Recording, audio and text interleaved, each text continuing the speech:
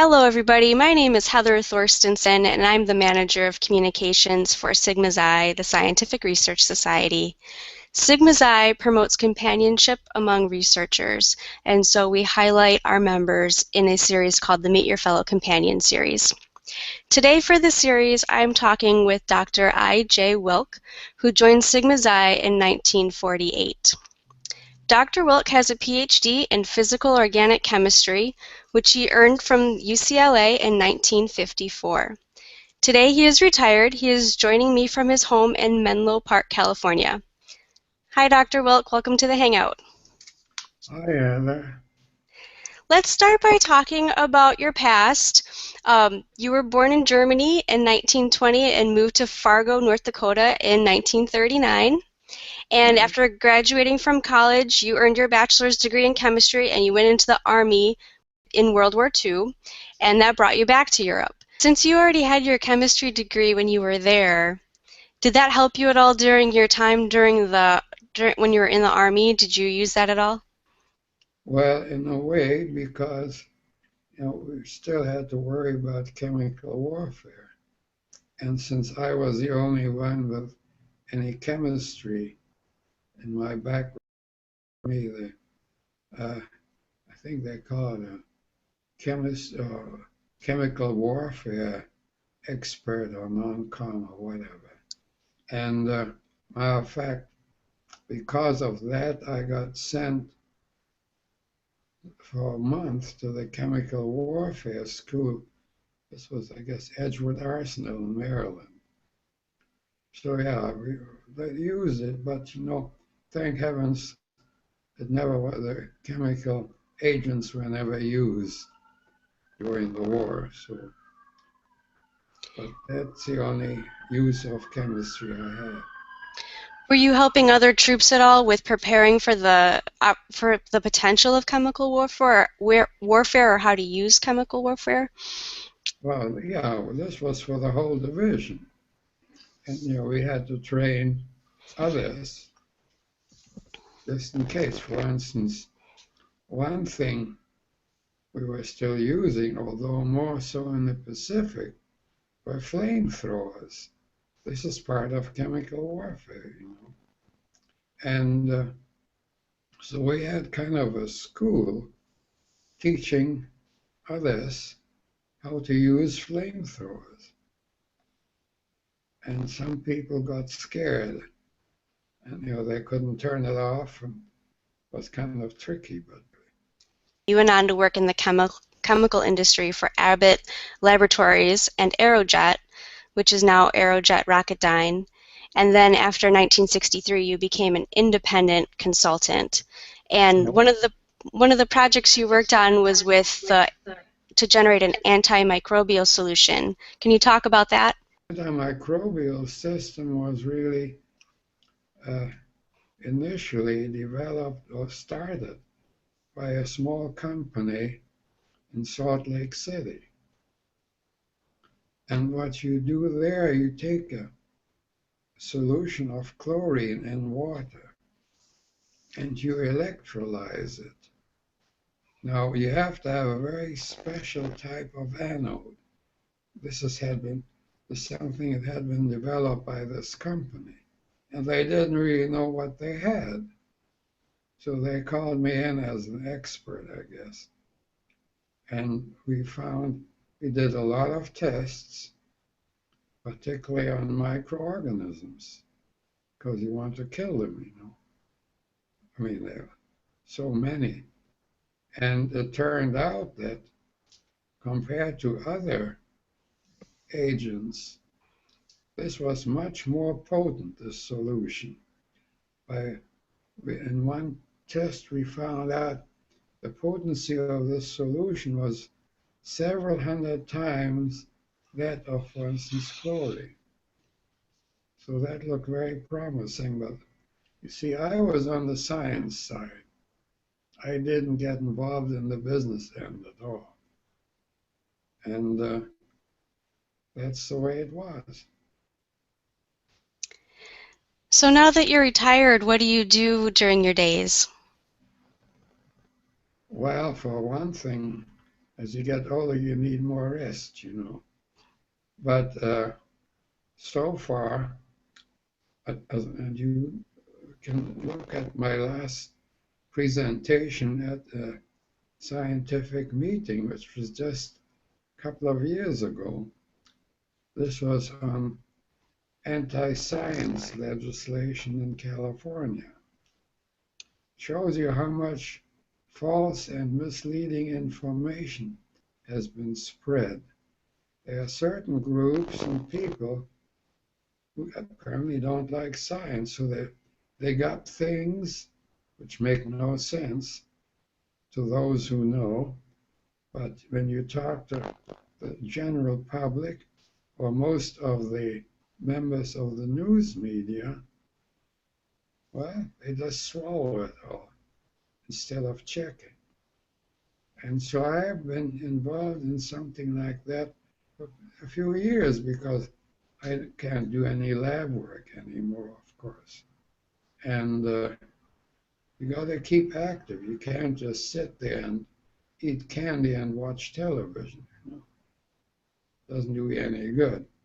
In my case, one way I try to keep healthy is my daily dose of red wine. You know, and most people don't know this, but I mean, of course, there's white wine and all kinds of other things.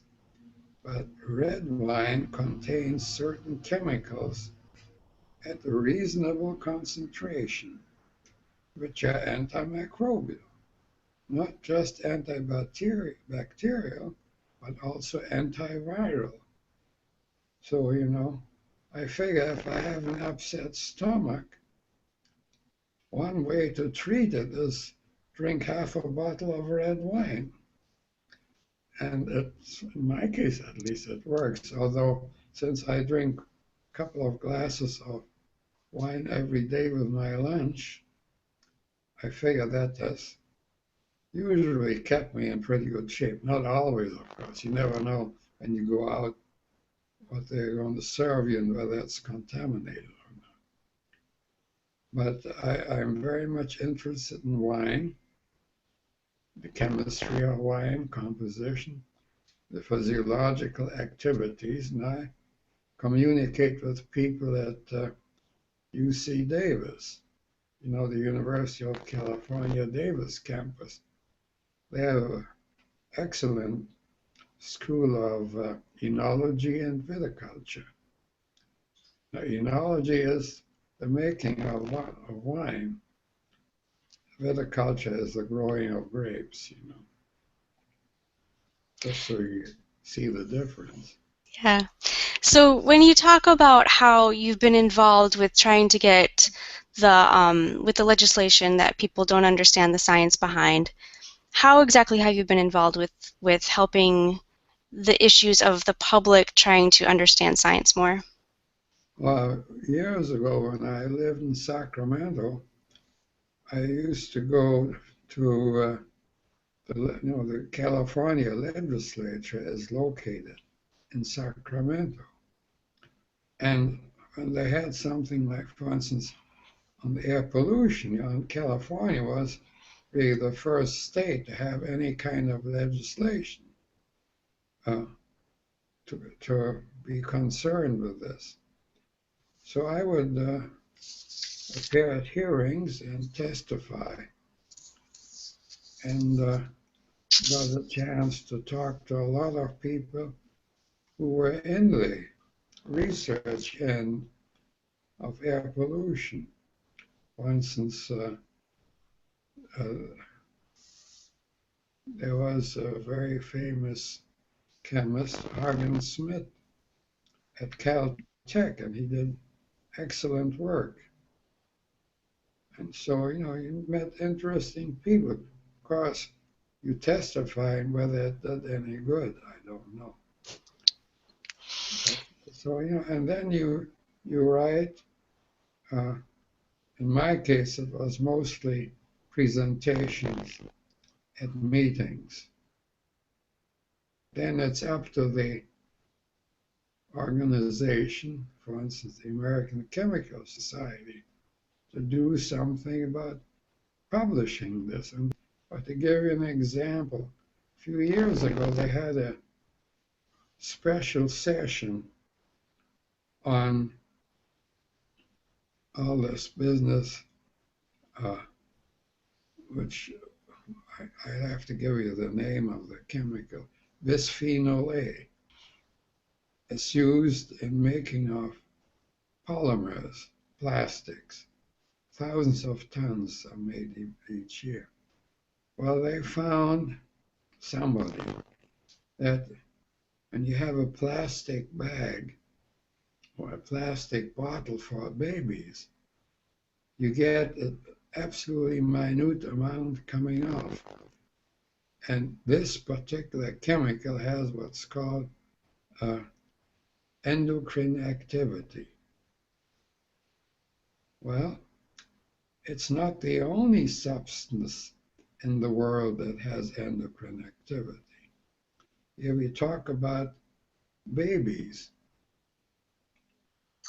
baby food, for instance, some of it is made from soybeans. A lot of people don't know that. But the soybeans have chemicals, two of them, which have a very high endocrine activity.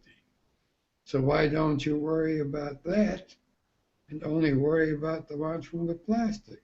The activity is identical, you know.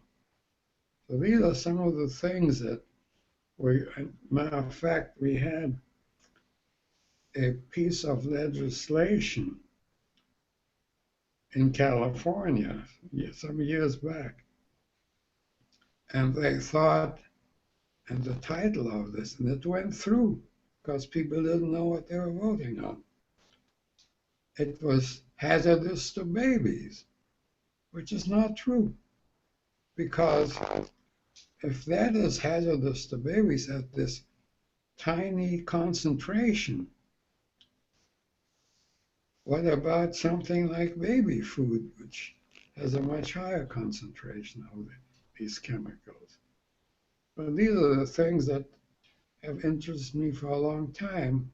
And coming back to this meeting at the American Association for the Advancement of Science, the session on the toxicity, lack of toxicity, I should say, of this compound.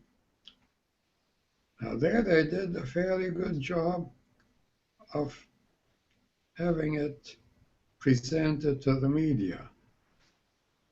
The only publication in the US which had a very small article was a Wall Street Journal. In Europe, it was widely covered. And just a few days ago, when I got a new issue of Chemical and Engineering News, they did another study in Europe whether this substance was toxic. And they again came up and said, at the concentrations we are exposed to, no, it's not. So, but here nobody pays attention to that. But they listen to all these alarmists. Well, what are you going to do about it? There you are. Well, when it comes to chemicals, what do you think, in your opinion, is one of the bigger misconceptions that the public has about the safety and the health of public health when it comes to chemicals? Well, you see, there's a very good book out written by toxicologists from Berkeley. Actually, they've been with the State Department of Health. I think one of them may have passed away, but anyhow, the book is still available. And it's called The Dose Makes the Poison. In other words, when you listen to the media, they say, oh, this is a toxic substance or it's a carcinogenic substance. They never talk about the concentration. And that's all that makes all the difference in the world. So why don't they? They don't know. And when you try to talk to them, they don't listen. So this is a major problem. Is there a source that you would recommend to the public about how to find that information about concentrations and when to know if it is actually dangerous? Well, you can go to, I think a good place is the National Library of Medicine. They have excellent people there. You can go to and look up on Google, for instance, Society of Toxicology or, well, the American Chemical Society. We have special sections. One of them is toxicology, and one would be chemical health and safety, where I've been active for many years. But you can just go to the computer and look things up, and you'll see that they always list a safe dose and when does it become toxic, how long an exposure. These are all things that are covered. Just takes a little ingenuity instead of swallowing whatever somebody tells you. Don't believe them. What do you think that scientific societies like Sigma can do to accurately inform the public about issues like this relating to science? Well, the sigmaz now has this new system. First of all, every week, every day, you get news about scientific matters. And then you have what's kind of an open forum.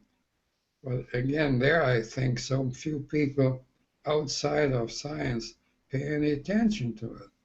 So the thing is, and I have talked at sigmaz meetings, I guess only once. You have to just go out. You can't sit there and wait for somebody to come and ask you questions. People say, well, we have the information, let the member of the media come to us. They don't do that, or very rarely anyhow. And you have to find a way, and there you have experts in public relations who would know how to do it.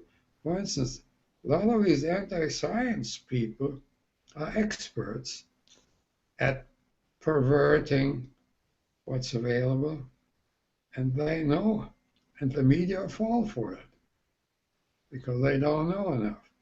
So the point is to find people who are experts, not just because somebody says, I'm an expert. Ask them, how do you know such and such? What's your experience? What's your education? So you have to be very active. And I think I've always thought sigmaz could do this in a great way. Well, thank you for sharing that, and thank you for talking with us today. It was a pleasure, Heather. Always glad to talk about these subjects. Take care now.